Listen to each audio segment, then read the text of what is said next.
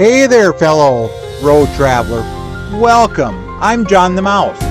I have been in the trucking industry for over 20 years. I have been sharing different sites along the way and will continue to tell you my raw stories, expert tips, and must-know insights for your home and business to keep you rolling. Learn the ins and outs of heavy machinery, master road conditions, and drive alongside the different trucking lifestyle. Whether you're a driver, traveler, gearhead, or just love the cheese of the matter, gear up and let's travel this great highway together. Hey there, my friend. Imagine this. You're standing on the edge of a vast windswept prairie in northwestern Minnesota. The kind where the horizon stretches forever and the air smells like fresh earth after a summer rain. Right in front of you rises a simple yet majestic structure, a water tower painted with the word Climax in big, bold letters. It's not just any tower.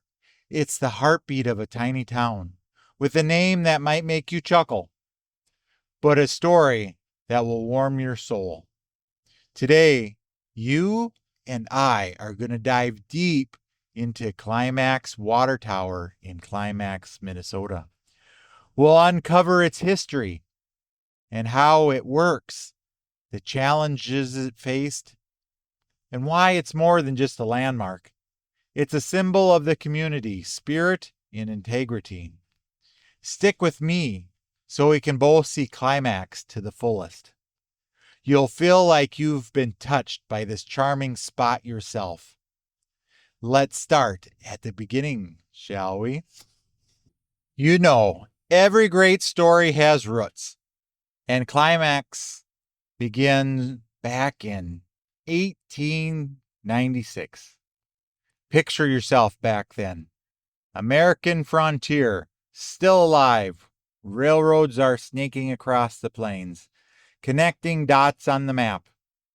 A group of settlers drawn by the fertile Red Valley soil, perfect for farming wheat and potatoes, establishes a stop along the tracks. But what's in a name? Well, for Climax, it's a tale as quirky as true. The town wasn't named for any dramatic peak in time or a romantic notion. No, it's got its moniker from a chewing tobacco brand, popular at the time. Climax Tobacco. Yep, you heard me right. Back in the day, tobacco companies sponsored all sorts of things, and this one stuck. Fast forward to the town centennial in 1996. They leaned into the humor with the slogan, Climax. More than just a feeling.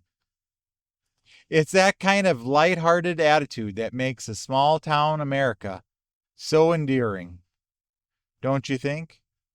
It reminds us to find joy in the unexpected and to embrace what makes us unique with a smile. Today, Climax is just a speck on the map in Polk County, part of the Grand Forks metro area, with about 243 residents, as the 2020 census states. It's kind of a place where everyone knows your name, and life moves at a gentle pace. The town sits on the Sandy Hill River, which feeds into the mighty Red River of the north, just a couple miles west. Highways 75 and 220 are your gateways in. Perfect for a road trip detour if you're ever cruising through Minnesota. But let's zoom into our star, the water tower. Built in 1955, this cone-top beauty holds 50,000 gallons. It's not flashy, but it's essential, providing reliable water pressure and storage for homes, farms, and businesses. Think of it like the town's quiet guardian, always there watching over you, with a wink in its name. Now let's get technical, because I know you're all curious about how this thing actually works. You see, water towers like Climax's are engineered marvels disguised as everyday sites. At its core, it's a gravity-fed system. No fancy electronics needed, just good old physics. Water is pumped up from the underground wells into this elevated tank, which sits up high on the steel frame. You may be asking, why is it elevated? Well, imagine filling a balloon with water and poking a hole at the bottom. The pressure pushes it out. That's a Pascal's principle in action.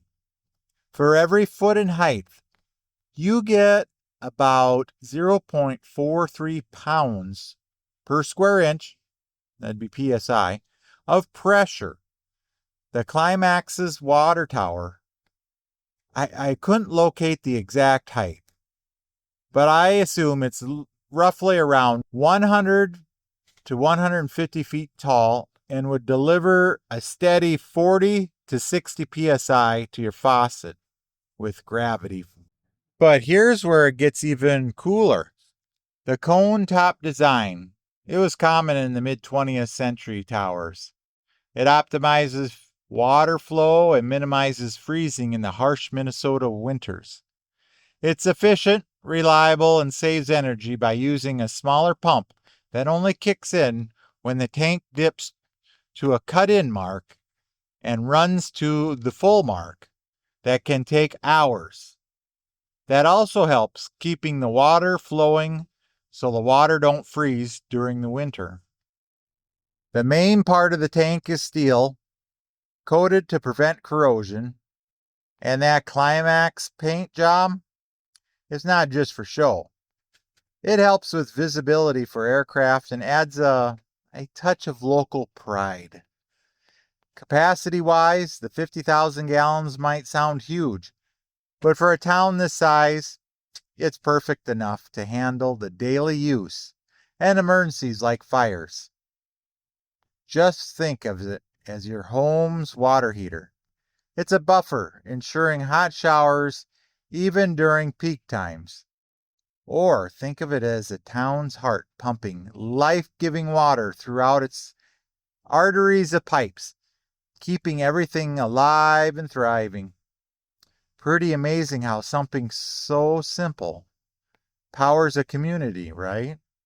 It makes you appreciate the unsung heroes of infrastructure.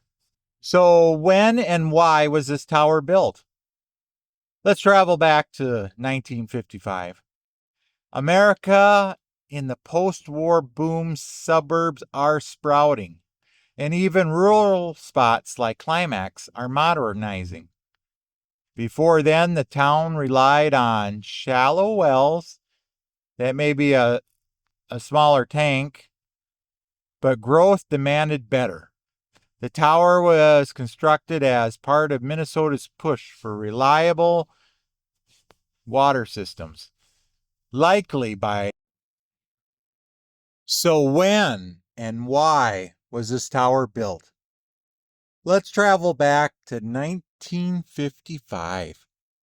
America's in the post-war boom. Suburbs are sprouting. And even rural spots like Climax are modernizing.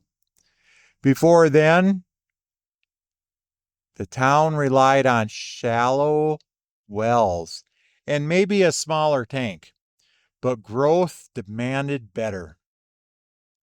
The tower was constructed as part of Minnesota's push for reliable water systems, likely by a local engineering firm that specialized in steel fabrication, but I'm not sure. The cost was around $20,000 to $50,000 back then. Adjusted for inflation, that's $200,000 to $500,000 today. A big investment for small town.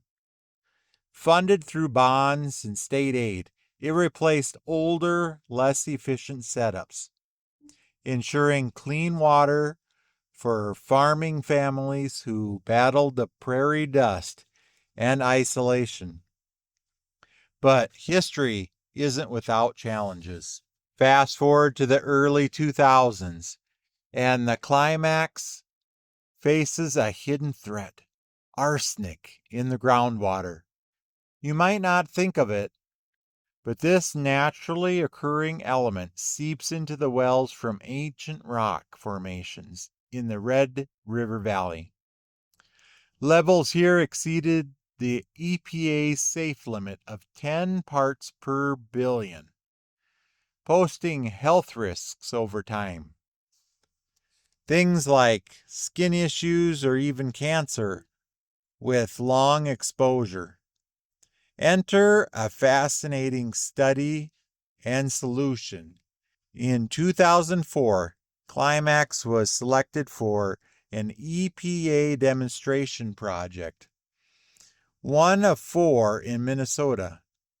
They installed a treatment plant with microlight filters, a ceramic media that traps arsenic by binding it to iron particles. Greyhart Gunderson, the town water superintendent since 1967, mixed ferric chloride, it's supposed to be a safe iron compound, into the water to boost removal. Picture it like a magnet. Arsenic clings to the oxidized iron, gets filtered out, and clean water flows to the tower. This isn't just tech. It was community resilience. The plant cost Climax $100,000 for the infrastructure, but they bought it from the EPA pilot unit for just $1 after testing.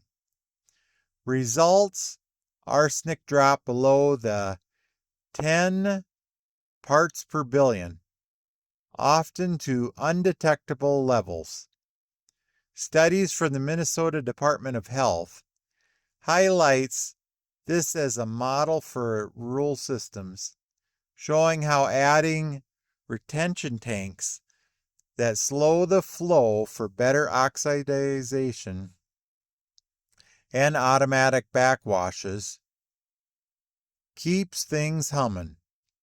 It's a reminder that even small towns can tackle big problems with science and grit. Makes you feel optimistic, doesn't it? Like if Climax can overcome arsenic, we can handle our daily hurdles with a positive mindset.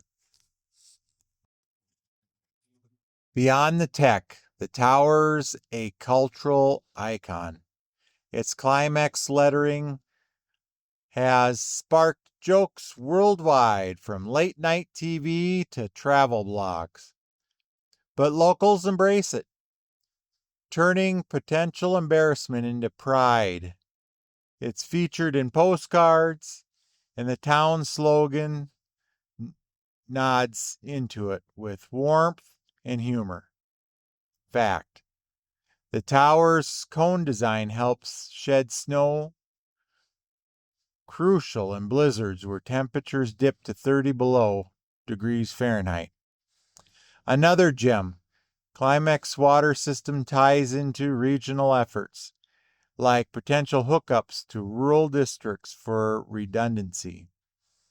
No major studies solely on this tower, but MDH reports on decommissioned towers elsewhere to show how these structures endure. Some from the 1890s, still standing as historic sites.